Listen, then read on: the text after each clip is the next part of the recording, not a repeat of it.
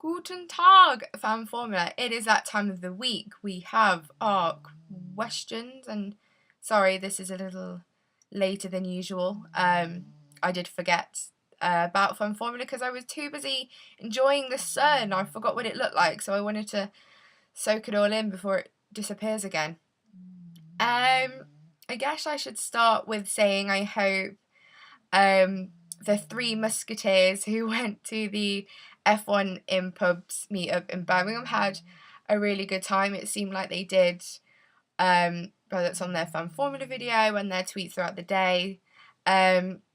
Sorry I couldn't be there, but I'm kind of glad I wasn't there because I would have been a lamb to the slaughter with the Alonso fan and the two members of the Jenson Button fan club. I wouldn't have really have had a leg to stand on with the events that happened during the race, which we will not talk about. So yeah, but I will be there for the massive meetup in Brazil for the John Button Appreciation Society. I will be there in my pink shirt and my cream trousers. It is already in my diary, so I don't have an excuse not to be there, unless I get a job in Formula One between now and then. And instead of being at a pub, I'll be in Brazil, which would be nice. So if any Formula One teams are watching, kind of a little plead before my Formula video, please give me a job in Formula One. Right, okay, pushing that aside, that's kind of a strange, weird way to start Formula, Fan Formula. Right, so I guess I should get started with Devine Deutschland. Question 1. I think this decision is so stupid.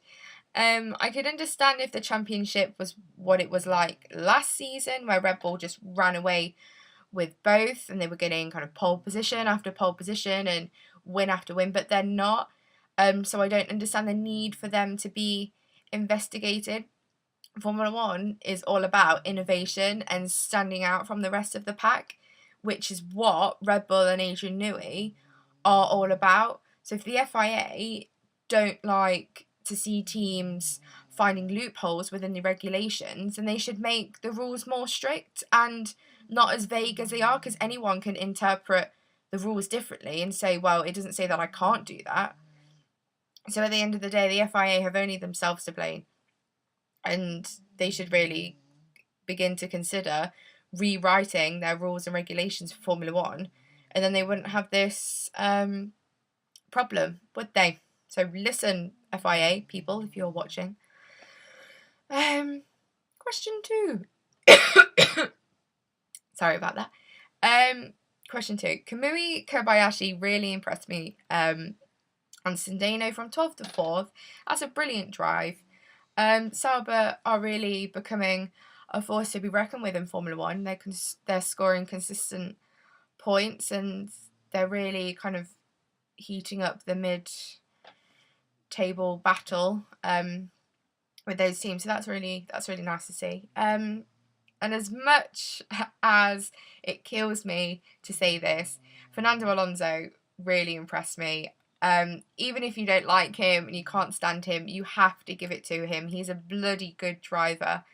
He's driving superbly at the moment. You cannot fault him, which is annoying because I'm trying to find to nitpick at his driving, but you can't. He is driving flawless at the moment. So cherish this Fan Formula moment because it probably will never happen again. Fernando Alonso. So screenshot that or whatever you want to do for that. Right, question 3, part A. I think Seb was right to get a penalty, kind of looking at it now, and you could tell when he was on the podium that he wasn't going to keep the position. I just think he wanted to kind of enjoy the moment being on the podium at his home Grand Prix. You know, Hockenheim isn't too far from where he grew up in Heppenheim, so and I know the fans all really look up to him, so I think he just wanted to kind of give something back to them. You know, there's some photos where his face is just like, yeah, I'm not going to keep this position. So yeah, but I mean, I just thought they would have switched the position. So Jensen would have been moved up to second, and Seb would have been kind of demoted to third. But you know, with these FIA stewards and what they're like with their reasonings for penalties, they never make any sense. So yeah. Part B. I think Christian Horner had every right to say what he said. I understand that Lewis had the right to try and unlap himself. It doesn't state that he can't do that. But as he overtook Seb, who was fighting for the lead with Alonso, he was being shown blue flags to move out the way, and he didn't obey them. I mean, yes, he was quicker than the leaders, but that's not really the point. If back markers get shown a blue flag, they must obey and move out the way. Otherwise, they should be given a penalty.